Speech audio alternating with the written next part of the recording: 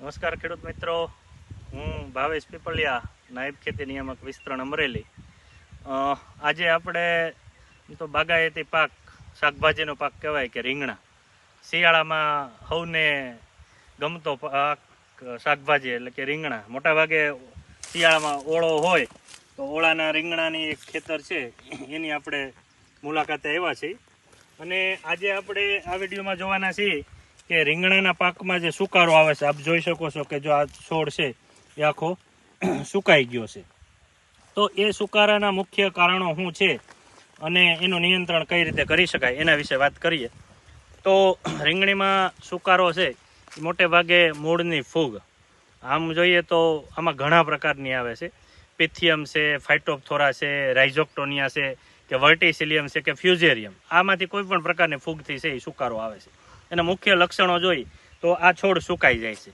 પણ આ છોડ છે એ સુકામ સુકાઈ જાય છે ક્યાં કારણે એ હું તમને એક આપણે બીજો છોડ ઉપાડ્યો છે એ જોઈને તમને બતાડીએ કે આ છોડ છે આનું મૂળ જો તમે આપણે ફાડેલું જ છે જોવા માટે ચીરીએ તો એવું દેખાય કે આ વચમાં જે તમને કાળી પટ્ટી દેખાય છે આ છે છોડની ખોરાક અને પાણી ઉપર સુધી પહોંચાડવા માટેની એક કહેવાય ને કે ભાઈ એની નળી છે.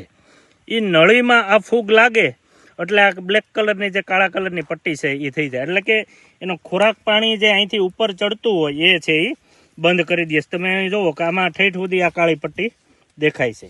તો એ છોડની નીચેથી જે ખોરાક અને પાણી આખા છોડને પહોંચાડતા હોય એ બંધ થઈ જાય. એટલે સ્વાભાવિક છે એ બંધ થઈ જાય એટલે શું થાય, છોડ છે એ સુકાઈ જાય. અને રીંગણા આવ્યા હોય તો પણ સુકાઈ જાય. ને આ છોડમાં છે તમે જુઓ તો રીંગણા આવ્યા નથી.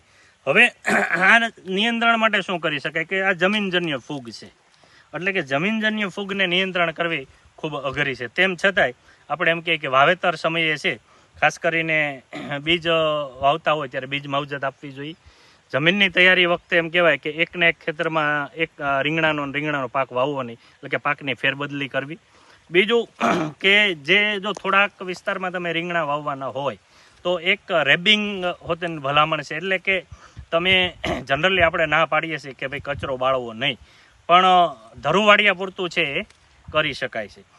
બાકી આવા ખેતરમાં છે એ આપણે બાયોલોજીકલ ટ્રીટમેન્ટની વાત કરીએ તો શરૂઆતમાં વાવેતર સમયે ટ્રાઇકોડરમાં જે ફૂગ આવે છે એને દિવેલીના ખોળ કે દેશી ખાતર હારે ભેળવી અને જો જમીનમાં આપી દેવામાં આવે તો આનું છે એ જૈવિક નિયંત્રણ થાય છે. એકવાર આ ફૂગ લાગી ગયા ત્યાર પછી એનું નિયંત્રણ કરવું ખૂબ અઘરું છે. જો શરૂઆતનું સ્ટેજ હોય તો કદાચ ડ્રેન્ચિંગ એટલે કે પંપમાં તમે છે ફૂગનાશક કોપર છે કે કાર્બેન્ડાઇઝમ છે એવી કોઈ એક પંપમાં નાખી અને નોઝલ છોડાવીને આપણે થડે જો ડ્રેન્ચિંગ કરવામાં આવે તો આ રોગનું છે એ નિયંત્રણ મળી શકે છે. બાકી કોઈ પણ પાકમાં જમીનજન્ય રોગ છે એ ખૂબ અઘરા હોય છે. એટલે એ ન આવે એને અટકાવવા માટેના છે એ આપણે ઉપાય કરવા જોઈએ.